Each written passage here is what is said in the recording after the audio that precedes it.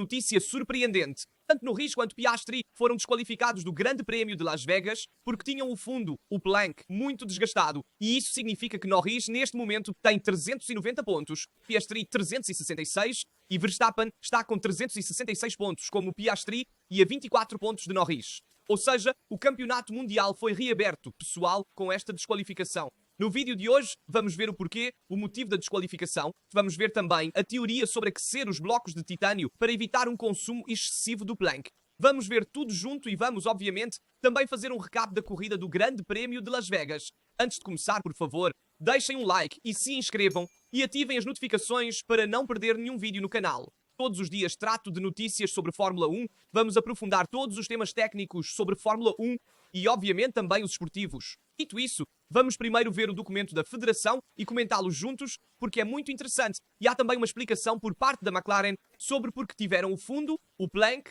muito desgastado. Este é o documento de Piastri que nos diz que, obviamente, a McLaren não respeitou o artigo 3.5.9 do regulamento da Federação. Os comissários, após a corrida, analisaram o plank do carro número 81 e viram que as medições mostraram que havia a parte anterior do fundo que media 8.88 mm, enquanto a parte posterior do plank 8.93 mm. Isso está escrito neste ponto aqui do documento, desculpem, da FIA. A medição foi feita, obviamente, com os instrumentos adquiridos em maio de 2025. Está escrito pela Federação, que obviamente são precisas 0,001 mm. A parte foi medida várias vezes pelos comissários, juntamente com representantes da McLaren, para garantir que as medições fossem corretas. Segundo a equipe também apresentou, digamos, uma justificativa para este consumo excessivo do plank, que não era responsabilidade deles, porque no primeiro dia de treinos livres, ou seja, sexta ou quinta-feira, como quiserem, quando houve os treinos livres 1 e 2, houve muito pouco tempo nos treinos livres para testar os carros e as condições não eram ideais. Portanto, segundo eles, não encontraram tempo para ajustar o carro. Veja, isso é uma farsa, no sentido de que é uma justificativa que não se sustenta por parte da McLaren. De fato, além disso, a McLaren está desqualificada. Eles deram isso como justificativa para tentar evitar a penalidade. Mas o regulamento é claro. Se você não respeitar 9 mm de consumo na parte anterior e posterior do plank, você será desqualificado. Eles se apresentaram com um consumo na parte anterior de 8.88 mm e na parte posterior de 8.93 mm de consumo do plank. E isso significa que estavam abaixo do limite permitido de 9 mm. O que significa que o plank estava muito desgastado. Havia um pouco mais de desgaste do que o previsto. Porque a Federação é tão severa? Vou fazer um pequeno resumo. A Federação é tão severa com o consumo do plank porque quanto mais baixo o carro gira, mais carga aerodinâmica você obtém dos túneis Venturi e, portanto, mais rápido você consegue ir, já que esses carros de efeito solo geram carga aerodinâmica justamente a partir do fundo. Portanto, isso significa que ter até mesmo alguns milímetros, que nem estamos falando de alguns milímetros, alguns centésimos de milímetro a menos em relação aos adversários, te dá uma vantagem enorme em termos de desempenho. E aqui eu também me conecto.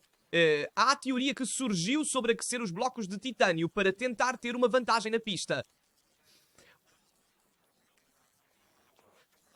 Então, este é o post que Craig Scarborough publicou, que é muito técnico e sempre faz boas análises sobre cada aspecto da Fórmula 1 e relata justamente o plank, que é esta lâmina. Esta prancha em madeira sintética feita de resina que também apresenta vários blocos. Vejam aqui estes buracos, onde os blocos de titânio são posicionados, que servem para sustentar a prancha de resina e assim evitar que o fundo toque o asfalto.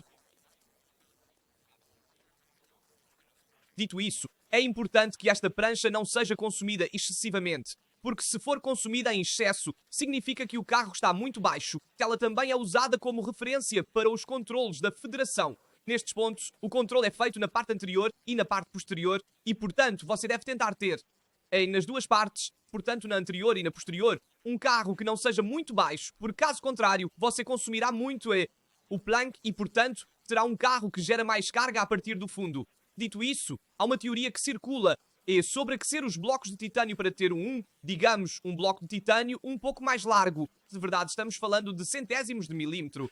Então, realmente, uma modificação leve, pequena, minúscula, feita e estudada ad hoc, para ter então um bloco de titânio mais largo, especialmente mais espesso em altura, e isso permite ter um carro que gira mais baixo com o fundo, mas tem um bloco mais espesso e, portanto, toca mais este bloco de titânio e consome menos o plank, porque você tem um bloco de titânio mais espesso, mas o carro gira mais baixo. Então você tem mais carga dos túneis Venturi, que são esses aqui que você vê ao lado do fundo. Então, essa teoria circula porque nas corridas anteriores houve também uma inspeção no Grande Prémio do Brasil, onde a FIA reiterou e proibiu qualquer sistema que aquecesse os blocos de titânio, e isso significa que a FIA havia visto algo que não estava certo e não seguia o regulamento. A McLaren é a principal suspeita de usar esse sistema. Fala-se também de outras equipes e dizem que todas as faíscas que vemos na pista, sabemos sempre que há algumas equipes que geram mais ou menos. Pode ser também por esse motivo, porque você tem esse bloco de titânio que toca mais em relação a outras equipes. E isso significa que você tem um carro que roda mais baixo, mas consome menos o plank. É um pouco contraintuitivo. De fato, muitas vezes acontece que vocês me perguntaram: mas como é possível que aquele carro gere tantas faíscas, corra tão baixo, mas não tenha o consumo do plank tão excessivo como outras equipes, como por exemplo a Ferrari, que parece correr mais alta? Então, um motivo pode ser este. Eu estou relatando. É uma teoria que circula online, não está confirmada ainda. Sabemos que a Fórmula 1 é feita de muitas áreas cinzentas, então não está dito que isso seja verdade ou que seja falso. É uma teoria que circulou. Sabemos que a FIA intensificou as inspeções após o Grande Prémio do Brasil sobre este aspecto. Então é plausível. Eu digo apenas, para completar, que a federação que anunciou desclassificação e assim a classificação também muda. Agora vou mostrar para vocês. Primeiro, porém, vou mostrar também os pontos onde são colocados os blocos de titânio. Vejam aqui a parte dianteira, desculpem. Aqui a parte dianteira, aqui a parte traseira que mencionei antes. Então a parte da frente e atrás e depois a parte central nesses furos aqui. Aqui está o plank mostrado a parte dianteira, uma parte traseira. Então o completo do plank em baixo. Esta classificação atualizada com Norris com 390 pontos, Piastri com 366 pontos e Verstappen com 366 pontos. Então Piastri e Verstappen estão empatados e Norris está a 24 pontos de diferença. E isso muda tudo para o Mundial porque faltam Qatar e Abu Dhabi para o término da temporada, com Qatar que também tem a corrida sprint. Então há outros 8 pontos totais em disputa para os pilotos. Então atenção, porque o Mundial ainda está aberto. Verstappen potencialmente pode fazer 12 pontos por corrida, 12 pontos por fim de semana, para tentar alcançar Norris, no caso de Norris, não conquistar os pontos, obviamente, mas uma diferença de 12 pontos por fim de semana permitiria a Verstappen ser campeão do mundo, e isso é uma grande mudança. Obviamente, deve-se considerar que enfrentaremos pistas mais favoráveis à McLaren em comparação com a Red Bull, porque Qatar e Abu Dhabi são mais favoráveis à McLaren, mas atenção, porque essa questão do fundo gasto e, digamos, a questão do plank pode também mudar as forças em campo. Então isso não deve ser descartado. Dito isso, também mostro aqui a classificação que temos com Verstappen, que venceu o Grande Prémio de Las Vegas. Segundo Norris, terceiro Russell. Obviamente com a desclassificação, Russell ficou em segundo e Antonelli chegou ao pódio. Então ambas as Mercedes em segunda e terceira posição, porque Norris e Piastri foram desclassificados. Temos Leclerc, que no papel terminou em sexto e depois subiu para a quarta posição. E então temos Hamilton décimo, que depois subiu para o oitavo. Vimos uma corrida que foi caracterizada por uma parada. De fato, quase todas as equipes fizeram média dura, com exceção de Antonelli, que fez 2 voltas com o macio e depois montou o duro e chegou até o final fazendo 48 voltas. O que se revelou a melhor estratégia, porque Kimi recuperou muito. E de fato, conectando a isso, falamos logo de Hamilton, porque no final da corrida encontramos Hamilton um pouco amargurado, desapontado, porque certamente esperava fazer uma corrida melhor vendo sua largada. Vamos ver juntos a largada de Hamilton e depois vamos ver e comentar também o rádio da equipe no final da corrida. Então, a largada de Hamilton foi incrível porque ele imediatamente se encontrou na 13ª posição e evitou o tumulto no início. E isso é fundamental. Vamos ver juntos. Aqui Hamilton na largada, vemos que ele partia em último, lembro que partia em 20º. Aqui há um pouco de tumulto inicial causado por Bortoleto, que entra muito agressivo e cria um efeito, digamos, carambola. Ele acaba atingindo todos os outros pilotos. E aqui Hamilton foi muito habilidoso, muito esperto ao se manter longe de problemas e cortar aqui em direção ao interior. E aqui ele conseguiu evitar muitos pilotos. Além disso, havia também Stroll, se não me engano, que tinha a asa traseira destruída. Aqui está ele, de fato. Depois ele se retirou Então aqui Hamilton fez uma largada incrível, conseguindo evitar problemas e recuperar 7 posições. E aqui Hamilton vai para Gomard e, de fato, é verdade que Kimi começou com pneu macio, estava mais vantajoso. Faz sentido que ele parasse no início, enquanto para Hamilton a estratégia ideal era parar bem mais tarde, fazer um stint longo. Mas isso não lhe permitiu fazer uma boa corrida. Na verdade, se olharmos para estas primeiras voltas, vemos que o ritmo de Hamilton, em comparação ao de Kimi, era muito mais lento. Considerem que os dados de Kimi aqui foram tirados da 4ª volta. Kimi fez as 2 primeiras voltas com pneu macio, depois parou imediatamente nos boxes montando o pneu duro. No entanto, ele montou o pneu duro e estava em uma área sem tráfego, enquanto Hamilton esteve o tempo todo no tráfego, e isso não lhe permitiu fazer uma boa corrida, pois perdeu uma eternidade atrás de Ocon, que não conseguiu ultrapassar. Vou mostrar a vocês, desculpem, também as voltas em que pararam. Aqui vocês podem ver Antonelli, que parou para montar o Gomard. Do início ao fim, ele completou 48 voltas sem ter nenhum problema, girando também no final da corrida muito forte, até mais forte que Hamilton. Então, a Mercedes certamente está em um ritmo melhor que a Ferrari atualmente e vimos isso também na classificação, se quisermos. Porém, de qualquer forma, poderia ter havido uma estratégia melhor com Hamilton, porque ele perdeu muito tempo no início. Nestas voltas aqui, vejam, nestas voltas aqui, Hamilton perdeu muito em relação a Kimi Antonelli, que fez uma ótima corrida.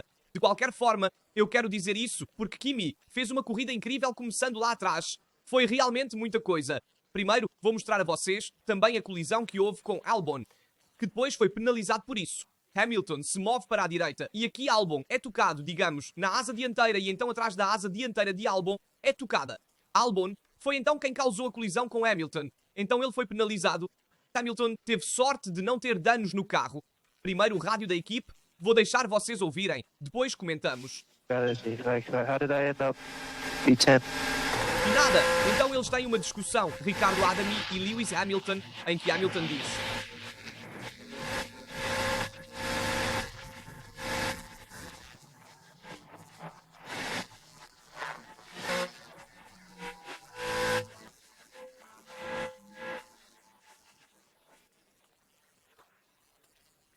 mas como é possível que uma Mercedes atrás de mim tenha chegado na frente?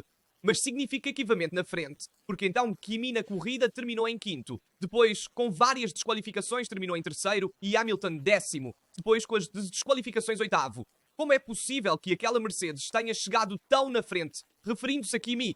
E Ricardo Adami diz: bem, ele fez o pit stop na 3ª volta e montou o Gomard, e o Gomard é um pneu muito superior em relação ao médio. O pneu médio não funcionou tão bem. Mas a estratégia do Hamilton deveria ter sido diferente. Ele deveria ter tentado usar o pneu duro o máximo possível e usar o médio menos, tentando copiar um pouco a estratégia do Kimi Antonelli. Então, neste aspecto, na minha opinião, a Ferrari errou um pouco. Hamilton ficou desapontado com a estratégia da Ferrari. Vamos ouvir também suas declarações pós-corrida. Terrible.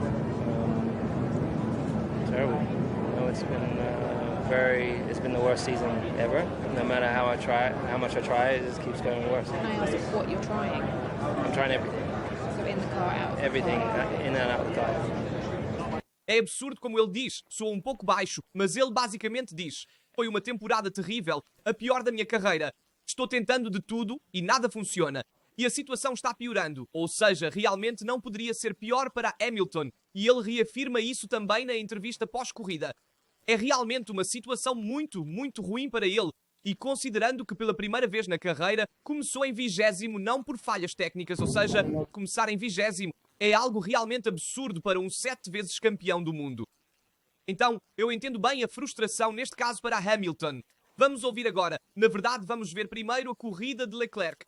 Leclerc, que fez uma boa corrida, também foi um pouco penalizado pela estratégia, na minha opinião. E vejamos a ultrapassagem de Leclerc sobre Piastri. Muito, muito bonita. Vejamos juntos. Aqui vem Leclerc. Na 12ª volta. Ao lado de Piastri, que, no entanto, tem uma McLaren, um carro superior. E aqui ele consegue ultrapassá-lo e aqui eu pensava: caramba, Leclerc, que tem muito ritmo, vai pegar também os da frente. Eu pensava que ele passaria Jar e Sainz rapidamente. Mas aqui a ultrapassagem de Leclerc foi realmente impressionante. E ele fez uma boa corrida, na minha opinião. Charles fez cada volta no limite, estilo qualificação. Ele mesmo disse que deu o máximo e, de fato, em um certo ponto se ouviu também "I'm pushing like an animal", estou pressionando como um animal. E vimos isso, vimos que ele realmente estava fazendo uma ótima corrida, pressionando ao máximo. E vamos ouvir juntos suas palavras pós-corrida para comentá-las. Vamos ver, e então o momento que vou mostrar para vocês, vamos ouvir juntos.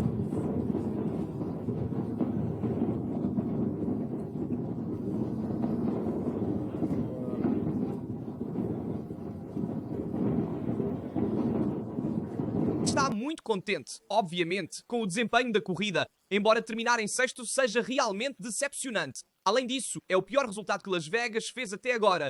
E dito isso, para a Ferrari foi uma corrida difícil, apesar de Las Vegas teoricamente ser favorável como pista. O fato de que muitos diziam: a Ferrari está configurada para seco, é verdade, mas outros times também tinham uma configuração para seco no domingo.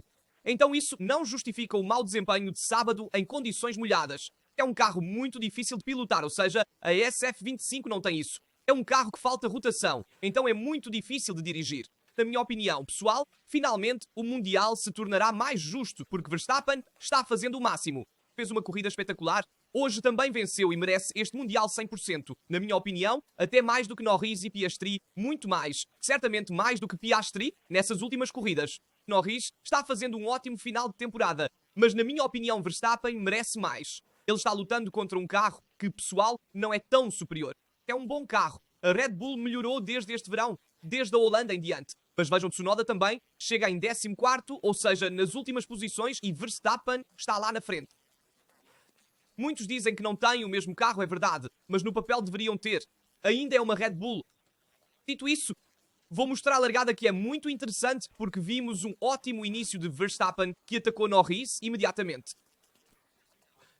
E aqui vemos mais uma vez a fraqueza de Norris na largada, porque devemos dizer que este aspecto aqui não melhora para Lando, que parecia ter feito uma ótima largada, cobrindo o interior.